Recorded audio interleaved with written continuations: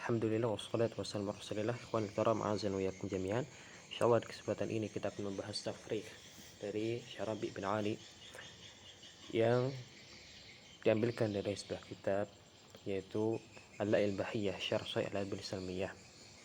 Di kesempatan yang pertama, muhadhar pertama, beliau memberikan pembukaan dan khutbatul hajah. Alhamdulillah nahmadu wa nasta'inu bihi wa nastahdihi wa nastaghfiruhu wa na'udzu billahi min syururi anfusina wa min sayyiati a'malina may yahdihillahu fala mudilla lahu wa may yudlil fala hadiya lahu wa asyhadu an la ilaha illallah wahdahu la syarika lahu wa anna muhammadan abduhu wa rasuluh.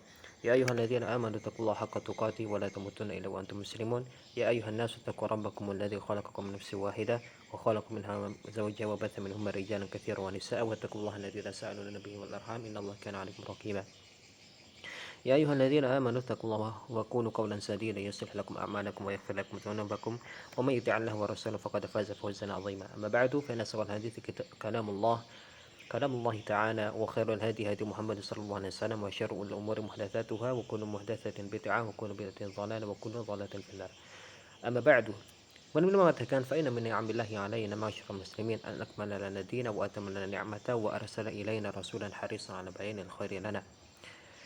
Termasuk dari nikmat Allah Subhanahu wa taala kepada kita masyarakat muslimin. Sungguhnya Allah telah menyempurnakan agama kepada kita semua dan menyempurnakan pula nikmat-nikmat, dan termasuk nikmat tersebut adalah dengan Allah mengutus rasul-rasul yang sangat semangat untuk menjelaskan kebaikan kepada kita semua. Wa min khairin illa dalana alaihi. Tidak ada satupun kebaikan kecuali telah ditunjukkan kepada kita. Wa ma min syarrin illa hadzarana minhu, dan tidak ada satu keburukan pun kecuali telah diperingatkan kita darinya. Wa min jumlati ma dalana alaihi min al-khairi wa ma hadzarana minhu min asy-syarri adabun. Dan termasuk dari apa yang telah disebutkan dari kebaikan, demikian pula dari keburukan yang telah diperingatkan untuk kita semua adalah seputar tentang adab. Tadammanat katsiran min syu'unil hayah, yang man adab tersebut mencakup segala aspek kehidupan kita. Wa kullu syai'in lahu adab. Segala sesuatu itu punya adab. Kita berjalan punya adab, kita bersin punya adab, masuk kamar mandi punya adab, demikian pula sholat juga punya adab, tidur punya adab. Al-ibadu laha adabun wal muamalatu laha adabun. Ibadah itu punya adab. Demikian pula muamalah itu juga punya adab. Ketika seorang bertransaksi, bagaimana dia berjual beli, juga ada adab yang telah diaturkan dalam agama Islam. Wa mukhalatun nasi laha adabun wa hakalah. Demikian pula kita bersosialisasi, bercampur baur dengan orang, itu juga punya adab. Ya, adab dalam berbicara, adab dalam bertingkah laku, dan adab bertamu dan yang lainnya. Wa hadhihi adab minha ma huwa wajibun aw mustahabun fi'luhu. Dan di antara adab-adab ini ada yang hukumnya wajib, harus kita kerjakan, ada yang sifatnya adalah anjuran atau sunnah. Wa minha ma huwa muharramun aw makruhun wa makruhun fi'luhu wa minha ma huwa mubahun. Selain itu ada juga yang hukumnya haram, ada yang hukumnya makruh, dan ada yang hukumnya mubah untuk kita kerjakan.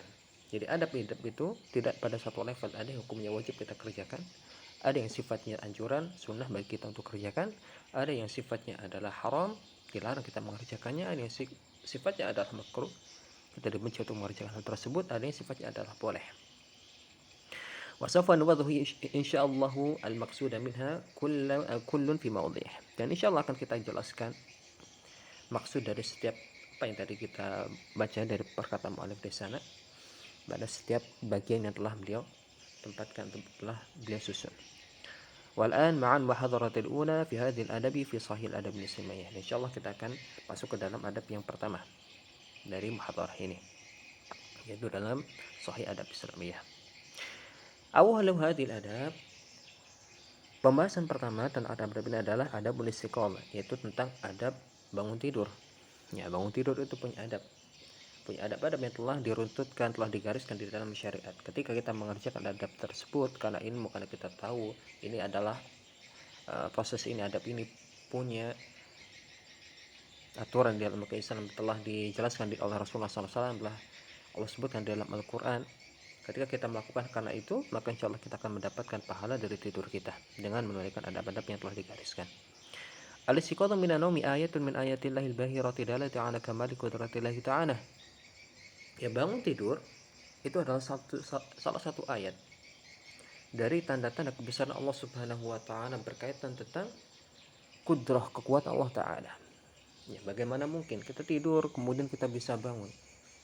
Hakikatnya kita tidak bisa bangun kecuali atas izin Allah tabaraka wa taala. Sebagaimana di Al-Qur'an surat Az-Zumar, Allah telah menjelaskan ketika seorang tidur ada yang Allah tahan nyawanya, yaitu Allah wafatkan ketika tidur, ada pula yang ketika tidur Allah kembalikan lagi rohnya.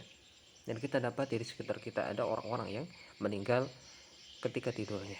Maka ini termasuk dari tanda kebesaran Allah Subhanahu wa taala, bahwasanya kita bangun itu adalah salah satu nikmat Allah Subhanahu wa taala, tanda akan kebesaran dan keagungan Allah Tabaraka wa taala. فإذا كان الاستيقاظ ابتداء للحياة اليومية فينبغي على المسلم أن يجعل افتتاح يومه وابتداء عمله صلة لخالقه.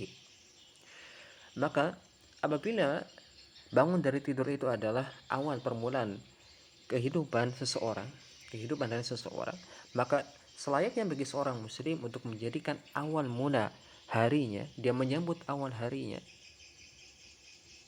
dan menyambut awal pekerjaannya, awal apa yang akan dia kerjakan, silatan li khaliqihi, hubungannya dengan Allah Subhanahu wa taala, yaitu dengan memperhatikan adab-adab seperti adab ketika bangun tidur membaca doa dan yang lainnya. Bukan kemudian seorang ketika bangun tidur langsung membuka HP-nya.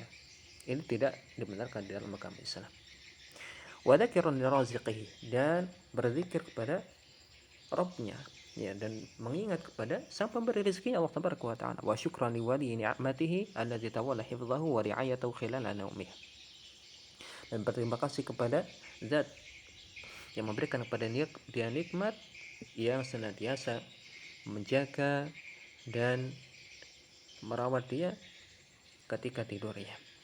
Fa'in bagi alam muslim idzan an yata'adab bi adabil istiqad allati sannaha lana Rasulullah sallallahu alaihi wasallam. Maka selayaknya bagi kita sebagai seorang muslim untuk beradab, untuk melakukan adab sebagaimana adab-adab yang telah ditentukan di dalam syariat agama Islam oleh Nabi kita Muhammad sallallahu alaihi wasallam, yaitu seputar adab ketika bangun tidur. Apa adab yang pertama? Wa min awal hadhil adab zikrullah 'inda al-istiqamah. Termasuk dari awal ataupun termasuk awal bagian dari adab ini adalah zikrullah 'inda al-istiqamah, yaitu berzikir kepada Allah Subhanahu wa taala ketika bangun tidur. Jadi usahakan ketika bangun tidur berzikir terlebih dahulu, jangan ada kegiatan yang lainnya. Faqad rawa al-Bukhari fi sahihi an Hudzaifah radhiyallahu anhu. Imam Bukhari pernah meriwayatkan di dalam sahihnya dari Hudzaifah radhiyallahu anhu, beliau pernah bercerita, kana Nabi sallallahu alaihi wasallam idza akhadha majja'ahu min al-laili wada'a yadahu tahta khaddihi, thumma yaqul Allahumma bismika amutu wa ahya. Beliau pernah menceritakan bahwasanya Nabi Muhammad SAW ketika mau tidur malam, maka beliau meletakkan tangannya di bawah pipinya. Jadi salah satu hay'ah ataupun gerakan ketika mau tidur adalah meletakkan tangan di bawah pipi. Tsumma yaqul, kemudian berdoa Allahumma bismika amutu wa ahya. Kemudian mengucapkan doa Allahumma bismika amutu wa ahya. Ya Allah, dengan namamu aku bisa mati dan aku mati dan aku hidup. Wa idza sayqadha qala alhamdulillahilladzi ahyana ba'da ma amatana wa ilaihi nusyur. Dan ketika Rasulullah SAW terbangun, maka beliau mengucapkan dengan doa alhamdulillahilladzi ahyana ba'da ma amatana wa ilaihi nusyur. Segala puji bagi Allah Subhanahu wa taala yang menghidupkan kami setelah mematikan kami, dan hanya kepadanya kita kembali. Kemudian Syarabi mengatakan qala ahlul ilmi an-nafsu allati tufariqul insana 'inda nawmihi hiya allati litamyiz. Para pakar ilmu mereka memukakan bahwasanya jiwa yang meninggalkan berpisah dari manusia ketika tidur adalah jiwa yang digunakan untuk tamyiz, untuk membedakan, ya, untuk membedakan, karena seseorang ketika tidur maka hilang kesadarannya.